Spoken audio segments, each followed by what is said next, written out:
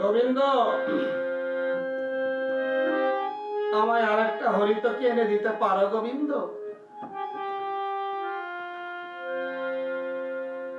শ্রী চৈতন্য মহাপ্রভুর কথা শ্রবণ করি গোবিন্দ ঘোষ হেসলার ভিতর থেকে আর একটা হরিতকি এনে মহাপ্রভুর হস্তে দিলেন। প্রভু, এই নাও, এই নাও প্রভু। মহাপ্রভু গোবিন্দ ঘোষকে ডাক দিয়ে বলেন, গোবিন্দ। হ্যাঁ প্রভু বলো। আগে যখন তোমার কাছে হরিতকি চেয়েছিলাম অনেক দেরি করে দিয়েছিলে, কিন্তু এবার চাইবা মাত্র তুমি কেমন ভাবে দিলে।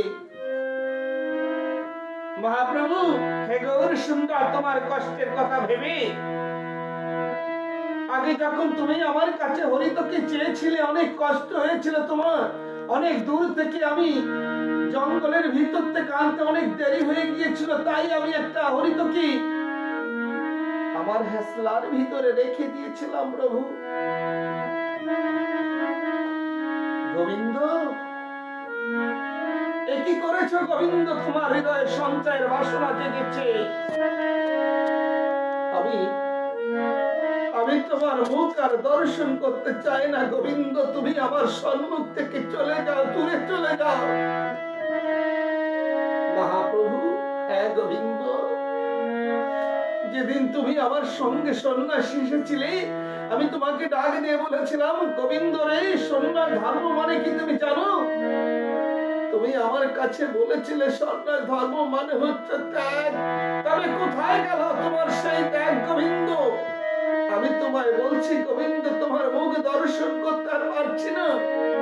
তুমি আমার সম্মুখ থেকে চলে যাও গোবিন্দ। আমি তোমাকে আর দর্শন করতে পারছি না গোবিন্দ।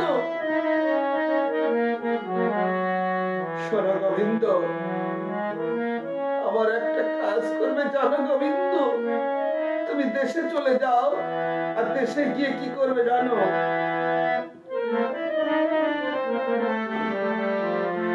আমার কথা শোনো গোবিন্দ, তুমি দেশে চলে যাও। আরে দেশে ফিরে যাও গোবিন্দ, না হয় সন্ন্যাসী। ওরে বিষয়ে সত্য তুমি ভোগের বিলাসী। আরে দেশে ফিরে যাও গোবিন্দ, না হয় সন্ন্যাসী। বিষয়ে সত্য তুমি ভোগের বিলাসী। আর থাকতে আসা যায় না আশা সন্ন্যাস সাধনে। তুমি ফিরে যাও গোবিন্দ, তোমার মিলান বিলাসে। সন্ন্যাসের পথ হল বন্ধ গোবিন্দ, সন্ন্যাসের পথ তোমার হল বন্ধ। তুমি দেশে যাও গোবিন্দ, সন্ন্যাসের পথ হল বন্ধ।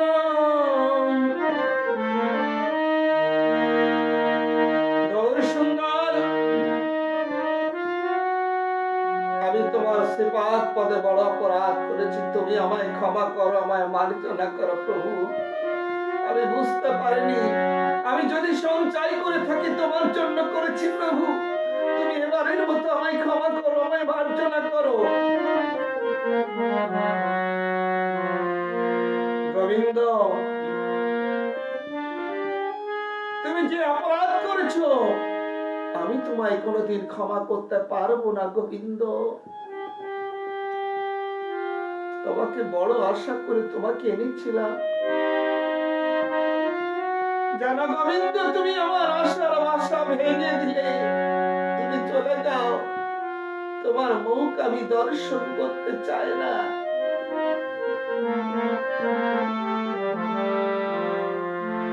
গোবিন্দ আমার শ্রী চৈতন্য মহাপ্রভুর চরণখানা ধরে কাঁদছে আর ডেকে ডেকে বলছে, ক্ষমা করো ও গো দয়াল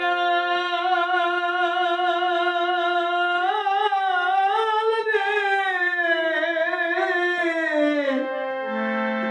তুমি ক্ষমা করো, ক্ষমা করো